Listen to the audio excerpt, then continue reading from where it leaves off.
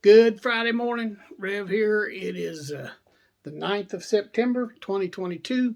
Hope you're safe and well and blessed once again today, and that you've been a witness for Christ this week and are going to continue on through the weekend. I'm going to read some words from Jesus this morning. This is Matthew 11, and it's 28 through 30. Jesus says this: "Come to me, all you who are weary and burdened, and I will give you rest. Take my yoke upon you and learn from me, for I am gentle and humble in heart, and you will find rest for your souls. For my yoke is easy and my burden is light." This is the word of the Lord. Thanks be to God. Again, I'm continuing on with Dog Walk Talk by Joe Miller this morning, a series of devotions that have been touching us all as I have gone through them, and we appreciate Joe giving me permission to share these with you this morning. Today's is called Dueling Voices. You've heard of the song Dueling Banjos. Well, Joe talks here about some dueling voices and begins with a quote from Jeanette Winterson. "I don't know how to answer." I'm quoting this. "I don't know how to answer. I know what I think. But words in the head are like underwater. They are distorted." Unquote. If you've ever heard Dueling Banjos, it's a neat song. It's fun to hear.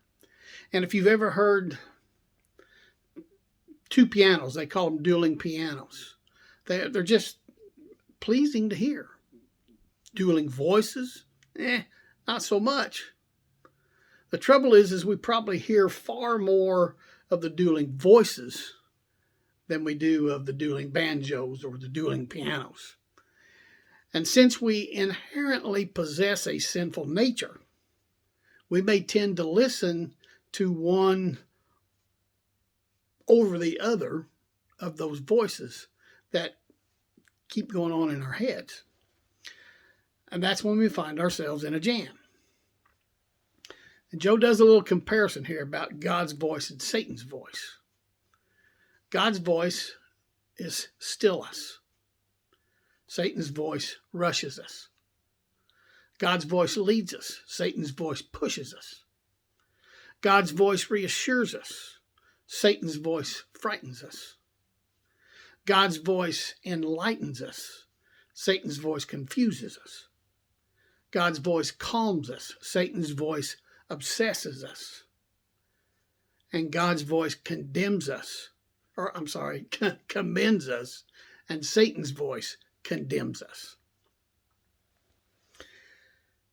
God's voice builds us up and places us on the path toward righteousness. Satan's voice tears us down, and it leads us upon this path toward self-reliance. Both voices know our weaknesses, but only one wants to strengthen those weaknesses. The other plays on those weaknesses to further weaken us. God's voice is often that still, small voice that we hear, but it is always right on time and always for our good and the furtherance of His plan for us. Unfortunately, Satan's voice is often louder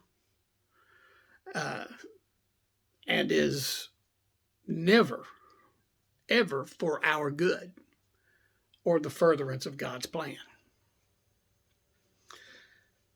You see, God is a God of love. He is a God of order.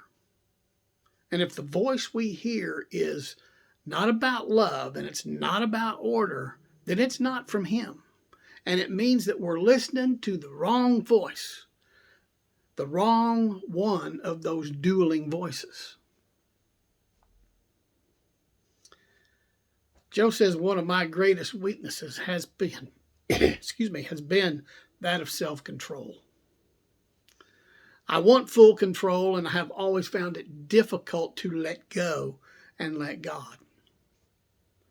Satan's voice has always played to that weakness, loudly and clearly.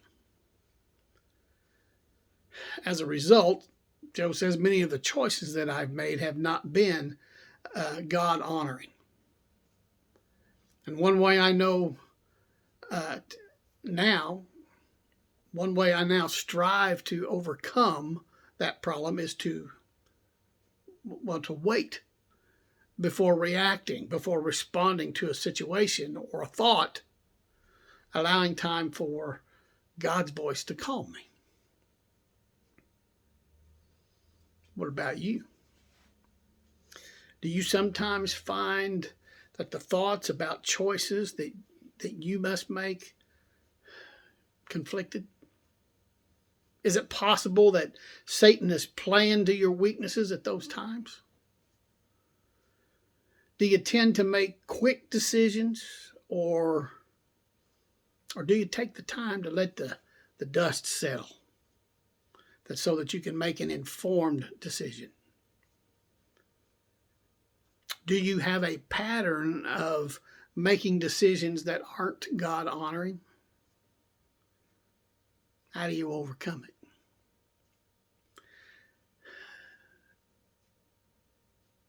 Your good choices will define you as a godly person. Think about it. I'm Pastor Mark. Love you guys. Be safe, be well, be blessed, be strong. Give yourself time to listen. I'll see you tomorrow.